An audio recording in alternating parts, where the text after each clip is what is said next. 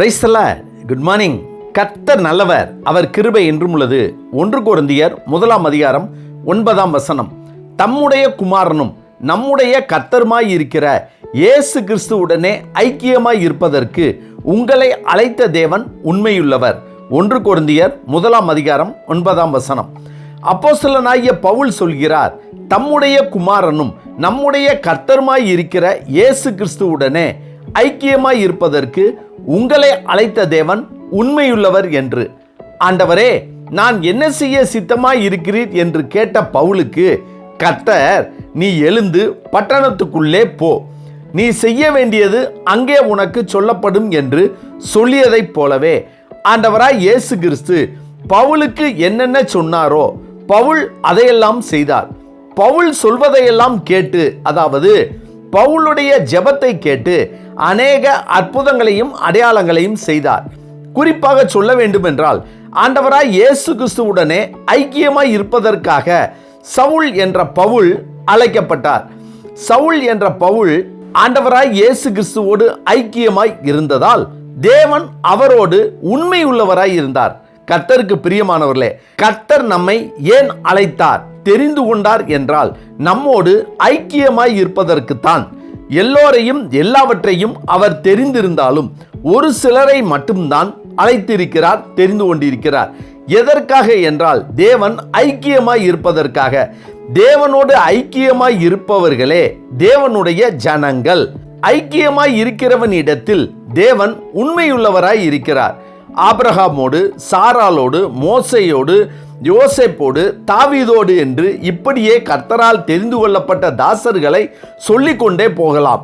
அவர்களோடு ஐக்கியமாய் இருந்தார். எனவே அவர்களுக்கு உண்மை உள்ளவராய் இருந்து தான் கொடுத்த வாக்குத்தத்தங்களை எல்லாம் நிறைவேற்றி கொடுத்தார்.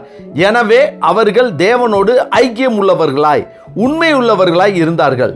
இதனால் தான் பவுல் சொல்கிறார், உங்களை அழைத்த கர்த்தர் உண்மையுள்ளவர், அவர் உங்களை ஸ்திரப்படுத்தி தீமை நின்று விலக்கி காத்துக்கொள்வார் என்று.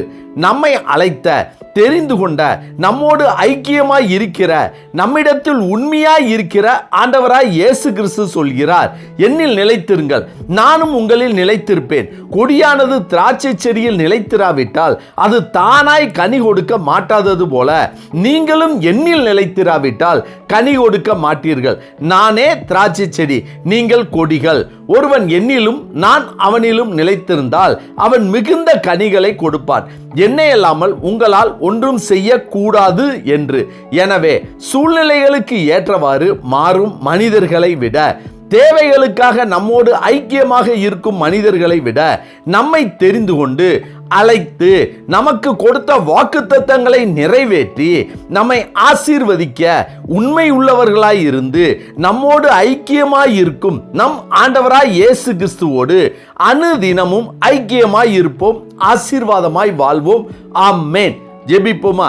சர்வ வல்லமை உள்ள சேனைகளின் தேவனாகிய கர்த்தாவே, எங்களோடு ஐக்கியமாய் இருப்பதற்காக எங்களை அழைத்த தேவன் உண்மையுள்ளவர் என்று அறிந்திருக்கிற நாங்கள் உம்மோடு எப்பொழுதும் எந்த சூழ்நிலையிலும் ஐக்கியமாய் இருக்கக்கூடிய கிருபையையும், நாங்கள் உமக்கு உண்மையுள்ளவர்களாய் வாழக்கூடிய கிருபையை தர வேண்டும் என ஜெபிக்கிறோம். கர்த்தாவே, இந்த நாளை நீர் எங்களுக்கு கொடுத்ததற்காய் நன்றி.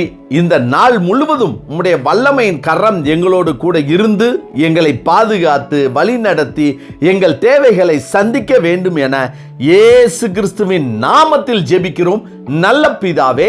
ஆமேன், ஆமேன். கர்த்தர் நல்லவர், அவர் கிருபை இன்று முழுவதும் நம்மோடு கூட இருப்பதாக. ஆமேன்.